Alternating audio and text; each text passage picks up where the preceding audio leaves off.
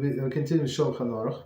And then Siman 59, we started last time, and now topic the laws of Shihiyanu and Hatov Hametiv blessing. Okay, and we'll in Halacha 2 just quickly remind what we said in Halacha number 1, Sif number 1. So we said upon good tithing, right? When you have good news, you say Shihiyan. So Shihiyan meaning if it's something like good for you only. But if it's good for other people, you say Hatov Hametiv. So I'm giving only in the ending. But if something bad happens, so you say Baruch Dayan Chayemes. Right? So you bless Hashem always, whether for good or for bad. So even you lost money, so you don't say Shechianu when you lost money, but we're normal people, so you see that it's not good for you, right? But you say it's Baruch Dayan Chayemes, meaning blesses Hashem, true judge. I mean, he knows better. So okay. So halacha number 2. Man is obligated to bless Hashem. May his name be blessed, even for the bad occurrences. As the verse states in Dvarim 6:5, you shall love Hashem your God with all your heart, with all your soul, with all your resources. And the sages in Brochos 54a elaborates on each of the 3 statements. With all your heart means with all 2 of your inclinations, with good inclination and evil inclination, and we're going to explain. This means that even while one is engaged in worldly pursuits, which is naturally the domain of evil inclination, he should fulfill the injunction: is in all your ways you must know him. From Mishle 3:6. We're going to explain this also. With all your soul indicates that you should love Hashem, even if he takes your life. That's the hardest. The words Bechol Me'adecha, with all your resources, indicates you must love Hashem with all your money, that is, all of your possessions. An alternative interpretation of the words, it's very long, of Me'adecha, with all your measure that he meets out to you, whether good measure or the measure of punishment. You are continue to thank him. Okay, so we're going to stop here because it's very long halacha, and we start from the beginning, and we're going to explain. Even though it is halacha, it is for Shema, but it's a lot of mussar in it, right? And okay, so let's see, and we're going to explain. Man is obligated to bless Hashem, may his name be blessed, even of bad occurrences. As it states in the verse Dvarim, you shall love Hashem your God with all your heart, with all your soul, with all your resources. So it doesn't matter, even though we see some things that are not good for us, right? Many things, or some things. But after some time passes, you look back, and me personally, I see few times what happened in my life. I thought it's end of my life. That's it. There is no point to live. Maybe because I was young, but later on I saw it's the best thing. Say, Hashem, how merciful you were that you did the thing to me. Unbelievable. How could I think otherwise? But I did not have good mentors, and I did not have somebody to consult with. So all of these people, I had them around me, all of the kisaps. You understand? So that's not good. That's not good. So, but I can testify many things that the worst that I thought at that time was the best. Okay. Okay. Even occurrences that states in Dvarim, you shall love Hashem, your God, right? So who you love, you have to love Hashem with all your heart, with all your soul. So we're going to explain in parts, with all your resources. It's okay. So it's a verse for Shema. The sages Bracha 54a elaborates each of the 3 statements. So commentary.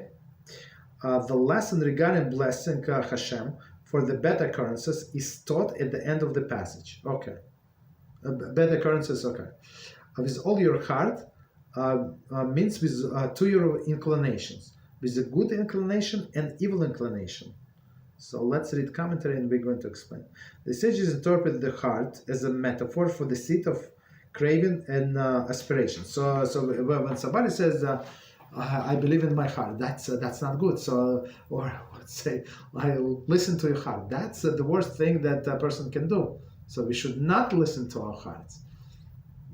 You understand? Because this heart is what? Is the seat of Yetzer Hara, right? So what should we should do? We should listen to our intellect.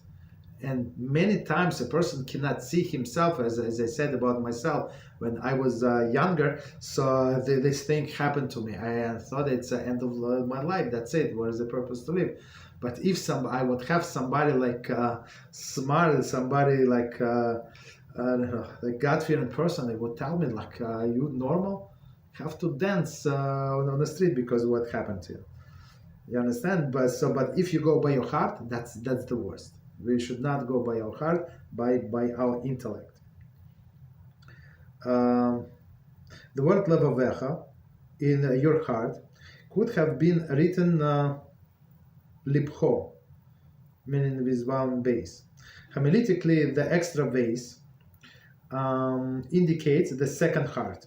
So meaning that there are two ways, right? It could be one, but they say two, meaning two hearts. Thus, one should love God with both of his inclinations. So, and it's very interesting. One of the things how our sages learn the Torah, right, is from all of these nuances. And once I mentioned this Chumash with Baal HaTurim that I did once. It's very, very interesting. So, and he would go into these things, right? So, meaning the spelling of the words, why I spell like that. He would go into the crowns, how many crowns, like, and some letters are written differently in Sefer Torah. So you would think only one writing, but it's like several the different like styles of writing, even the same letter, and even from that. Of course, it came from Moshe Miss Sinai, but even from that, our sages actually learned a lot. So here from extra ways, so they say what does it mean? Two hearts, not one heart, two heart, meaning a good heart and not such a good heart. Continue, but this evil inclination, as we're going to see, actually can be used and must be used for constructive purpose, right? For something good. This means that even while one is engaged in worldly pursuit, which is naturally the domain of evil inclination, so meaning all of the worldly pleasures, right? So as we said, maybe it was in the beginning of the Kitzur, I don't remember, but Kitzur said that all of your ways must be for the source of HaShem, right? Maybe not at the beginning. I don't remember what section was it, but he said even when you're standing, when you're sitting, when you're lying down, when you're doing your business, when you engage in marital relations, everything must be for the service of Hashem. So meaning what? So I'm eating this meal so I can learn Torah. So I'm going to go to bed. Right? I'm going to have a rest. So like some people say it's indulgent. No, I'm going to sleep so I have energy tomorrow.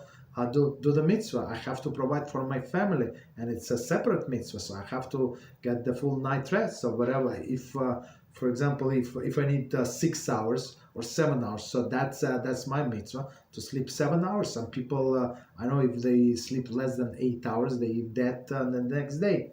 So okay, so you're not allowed to sleep less because you become useless. Yeah, you understand? So this when absolutely everything of business, right? So if you conduct your business honestly, you come, for example, you work for a boss, you come on time, you leave on time, or if you need to leave earlier, so you tell them that you need to leave earlier, right? So no problem. But then you stay. So I would try when I was working in that office. So I would try like even though they were laughing to me. So the guy saying, my boss was, nobody's checking you. Just stop it. Just don't tell me. I said, look, you don't ask me, but I want to tell you. So if you don't want to throw the garbage, delete my email. You can delete my email, but at least I told you. Okay. So in the winter I had to leave at 1:30. So I had to split these extra hours to the rest of the week. You understand? So I told him that I would stay till 6, whatever time. Okay. So that's even in your business affairs, you can serve Hashem. Okay. Continue. You should fulfill the injunction. In all your ways you might know Him, and that's actually the thing. In all your ways we must serve Hashem, right? In our daily life. Just because you have to go to work, just because you have to go shopping, does not mean that you're not serving Hashem. So, for example, you will watch your eyes, right? So you walk in, right? So how you walk in serving Hashem? You walk in and you watch in your eyes. You try not to look at something inappropriate. Okay, so it says see above Siman 31. Okay, so it's from here. One should strive to harness all his desires, to make all of the activities acts of serving God. So even though you do this physical activity, that's what Hashem put us in this world to do, physical activities, whatever you need, but they must be controlled. Right? Control, for example, you need to eat, but you should not spend 3 hours preparing food. Okay, eat something simpler, right? And eat for the purpose of serving Hashem. This can be achieved by refining even one physical oriented actions, to perform them with the correct intention, as we just explained, and not pursuing them merely as a means of fulfilling the needs and desires, right? So he's with his wife. Why? Because that's a mitzvah. So not concentrate on his physical desire or her physical desires, but actually on the mitzvah. So and that's in everything you can serve Hashem. And with your clothing, so you say, for example, I'm going to buy. Woman said that I'm going to buy this dress like over Shabbos. So when I look at myself in this dress, I look at this dress, so I have a better mood. I have some confidence because it's a beautiful dress. It's very modest, and that's honoring Hashem. So that's very important. So men should not be cheap. So if one wife wants to change, so this guy said, I remember many years ago, right? So he said, finally, my wife said, I told you about these sandals, that it's not kosher. So she said, she heard from Rabbi that it's not kosher. So maybe he said, maybe we should go like in 2 weeks. It's going to sell. I said, forget about sale. You have to go now. She's ready now. You have to go now. If you need money, I can lend you money, but you have to go now. Of course, he had more money than 7 times than I do, but the point is, like, if she wants to do the mitzvah, you must do now. You understand? So with this closing, is serving Hashem. Modest closing. With all your soul indicates that you shall love Hashem, even if He takes your soul, if He takes your life. So this is the difficult one, but and sometimes, tell the truth, I think about it. So it's not such an easy thing, but if you keep everything in perspective, so it's maybe. Okay, so commentary. There are times when one must be prepared to sacrifice his life for the love of God. For example, one must give up his life rather than commit adultery. Okay. So Rambam Hilchos Yesodei Torah. Okay. So meaning that there are 3 things that a person must be ready, prepared to give up his life or her life, to commit adultery, right? Like incest or something, right? Some forbidden relations. Bowing to idols, serving idols in any way they want, or kill somebody else. So 3 things that we are obligated to choose death and sanctify the name of God. But after the fact, if a person was weak, could not bring himself or herself to do that, so it's actually there is no death penalty for whatever they did. It's very interesting because they were compelled. Continue. So meaning the third thing is all your life. The word bechol me'adecha is all your resources. So indicates that you must love Hashem with all your money, with all your possession. And we know that people will go like they will sacrifice their health, their life, they everything, but not the money. So they're attached to money so much that it's impossible for themselves to spend some money. When we're talking about big money, like big for that money, like substantial amount for that person, he's better or she's better to die than to spend money. And I know people like that, and I feel very bad. So I told like who you saving for? I mean, there is a person. So we have a street here, right? Whatever street is it? And there are many vegetable stores. On some blocks, it's a big street, like a big street, and on some blocks it's like even two vegetable stores. So meaning the competition is huge, but there are a lot of people buying. So of course this store wants to attract customers. So he sells you tomatoes for 20 cents cheaper. Other merchandise is the same. I mean, they must make money, right? Other sells like grapes for 50 cents cheaper than others, 30 cents, whatever is it. So this guy would go like back and forth, and he's the owner of many apartments. It's not like he's homeless on the street. So he's the owner of many apartments. He does the heirs. He does not have children. You understand? And so he would try to buy everything cheaper, like spends like half a day to buy these things, which is I feel very, very like bad for them, very sad. That's how you spend your life. Hashem gave you this precious life, this health, that you can walk, and instead of learning Torah, unfortunately he's a Jew, right? And you look where is potatoes cheaper. It's unbelievable. You understand? So for this person, what I'm trying to say, to give up his life, his health would be easier than to give up his money. Unfortunately, even like if you ask him, what are you like saving for? He would not know, unfortunately. Continue. There are items, there are times when one must give up all that he owns for the love of Hashem. For the exact circumstances when this is applicable. Okay, so we're not going to discuss. For the love of Hashem. Okay, so what would be example? I don't know what would be example. Meaning that do some kind of mitzvah, or not to do some avera. And actually, in order to do a positive mitzvah, you're obligated to spend up to 25% of your worth. And not to do a negative mitzvah, you're obligated to spend everything, not to do negative mitzvah. Continue.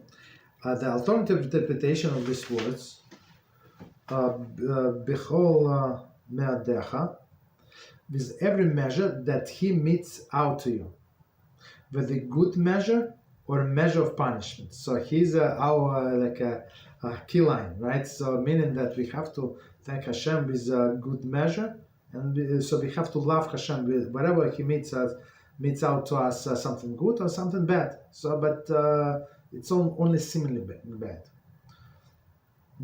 You continue to thank Him. Commentary: the word me'adecha understood here as cognate of the words midah, measure, and modeh, thank. Okay.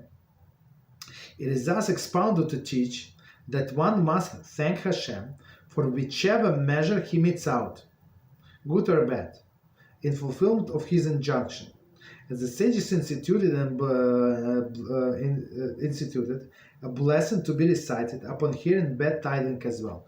So, and as we spoke in this class before the Yom Kippur, and I said, And whatever I said, I try to follow by myself. I mean, I'm a child, always try, I always follow. One thing I don't want to say, I cannot make a clip, even though I want very much, because I'm not there. That's one issue that I still have weakness about, right? So, but BeEzrat HaShem. But otherwise, whatever I teach you, I do exactly the same. So I prayed the Yom Kippur. I said, Hashem, make me closer to you, whatever it means. So if it means that I need to lose something, so let it be. Right? If it means that I need to get some, so let it be. Like whatever. Don't let me decide. Don't depend on me. You do it, and I'm going to follow. Right? But many people, it's opposite. They say no, parnasa. Right, all of this health. I said, like, of course, I don't say it out loud, but I was like, for you, health, it's better for you not to have health. Chas v'shalom, right? With you sin in every second in your life, so it's better not to have health. Understand? But that's the thing. Okay, continue. Okay, so it's the same halachas. Some halachas, as I see, 2.5 lines, and this is very long. Okay, so meaning by that he's making point here that we have to thank Hashem for everything, for bad and good, and technicality is to follow. What the blessing does he recite? Here we go. Upon hearing the bad tiding, he should recite the following blessing. Baruch atah Hashem. I'm going to skip the same blessing. The true judge. Okay. Right? Dayan Chayemes, true judge. So what does it mean? The intention of the blessing is to indicate our acceptance of all God does is just and righteous. Okay. So the problem with this is as follows. So I heard it from many people, and they do not understand it correctly. So they say, okay, Hashem said me, okay, so maybe it's good for me. So like I accept it. So this acceptance is not good. So that's not the blessing. So I mean, you're saying, okay, Hashem, you're bigger in some sense, right? So that's what people say. You're bigger and stronger than me. Okay, so you beat me. Okay, you won. So it's like you're like 5 years old and you took a candy from him. You're grown up. Of course, you're stronger and this and that, and you're faster, stronger, right? And you took his candy. Okay, so what can he do? Yeah, get upset and that's it.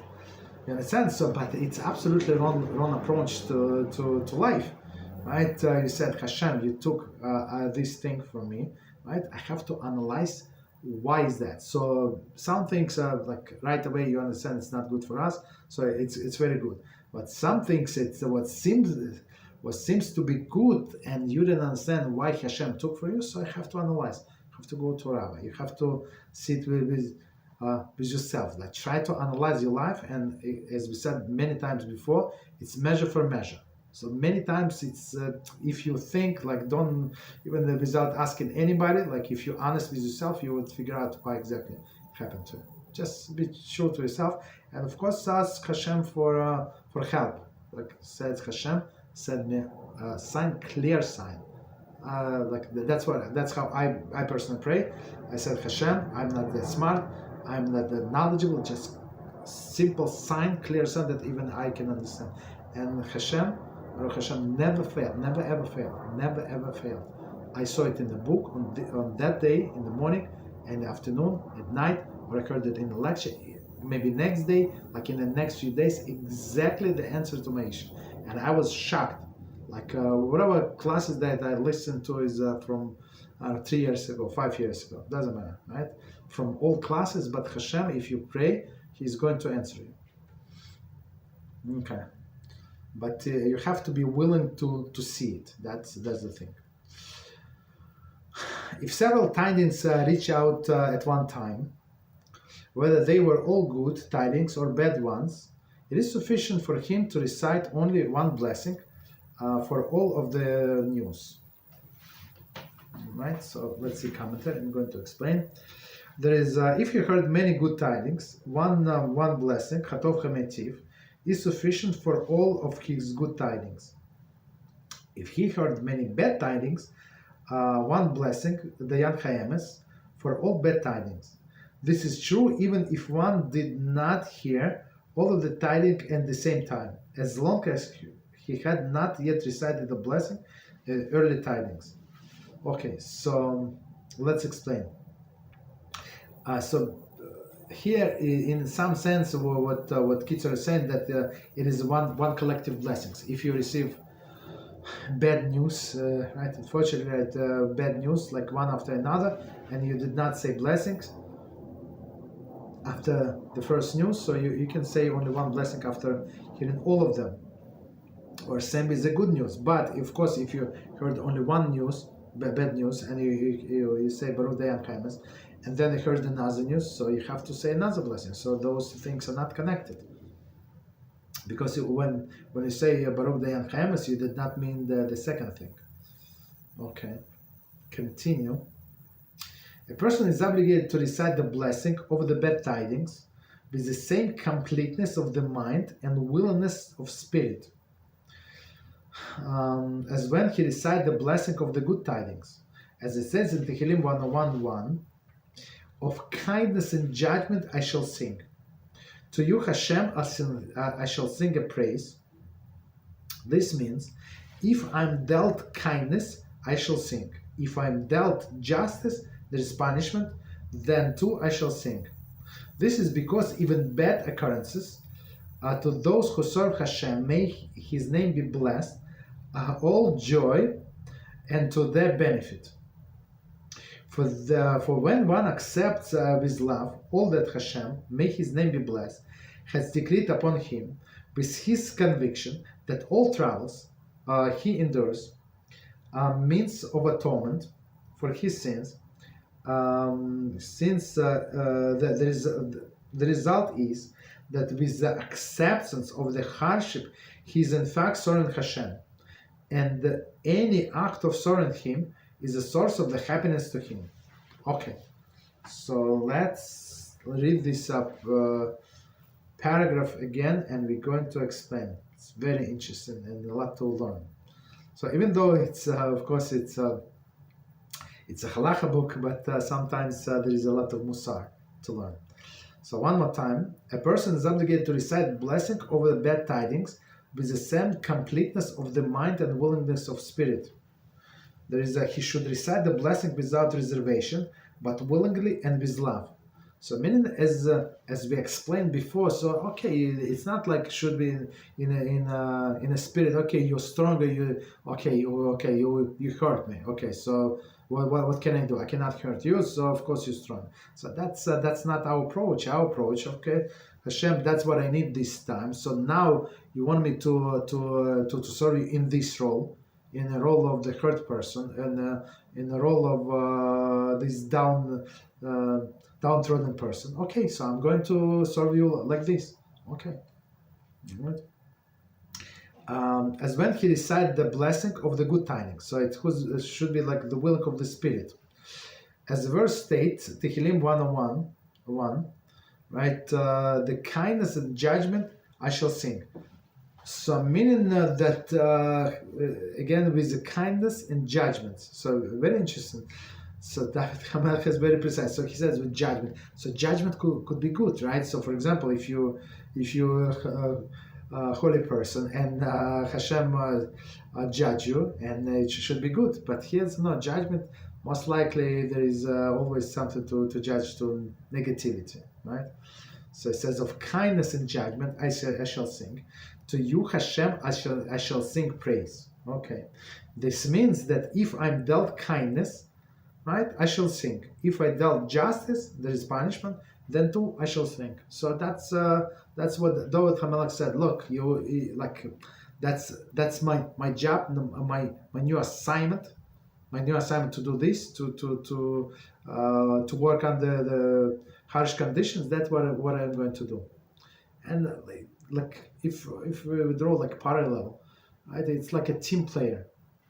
So sometimes they need you in this position, right, to do this job, and sometimes they need to clean, right? Sometimes they need you to write programs, and sometimes they need you to do the cleanup, right? To dust off your computer or something. You understand? So, but it's the same team. They require to do this or that. Okay. Lehavdil, of course, it's much harder, but the same thing. Because the assignment of your role comes from HaShem, comes from the same source. So it should not upset us.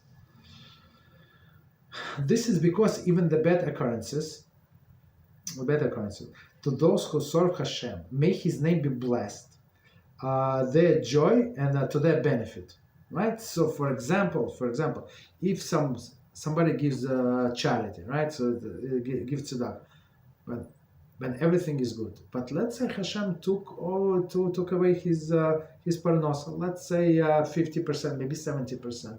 Are you going to give the same? Are you going to give tzedakah at all? Are you going to give the same tzedakah? Are you going to give the same tzedakah with the same happiness? You understand? That's our test. That's Hashem wants us to. If everything without troubles, without tribulation, it's easy. Everybody would pass. The person makes 90%, gives 10%, 15%. Okay, he's good, right? But he was barely making a living to begin with, and now he's lost of 60-70% at this point, and he gives the same tzedakah. It's commendable, but if he gives the same tzedakah and says, Hashem, thank you very much to putting me from this test through this test, because now I feel like this tzedakah really hurts, and I know it's for my good, and I cannot even imagine the reward that they could be. Hashem, maybe you prolong a little, because after all, so look, I had some food to eat. I had some place to live in, right? So that's the thing. That's how we have to see all these bad tidings. For when one accepts with love all that Hashem, may His name be blessed, has decreed upon him, with his conviction that all troubles endures are meant to atonement of his sins, right? Plus, it says, look, all of the suffering, Hashem, look, you bring suffering for me, it's for atonement for my sins. So I have a mountain and a half of the sins. And this suffering, of course, you take in maybe half of the mountain, a quarter of the mountain. So that's good for me. Okay, that's very good, right? The result is that with acceptance of this hardship, he is in fact serving Hashem, as we explained. So you serve Hashem in a role that He wants you to serve at this point. So when you were given tzedakah with happiness, when you had money, it's very good. But now do the same when you don't have money. So that's your role. That's your test, of course. And any act of serving Hashem is a source of happiness to Him. So a person is with somebody who has had uneventful life. So okay, it's can Hashem really and truly reward him? Absolutely not.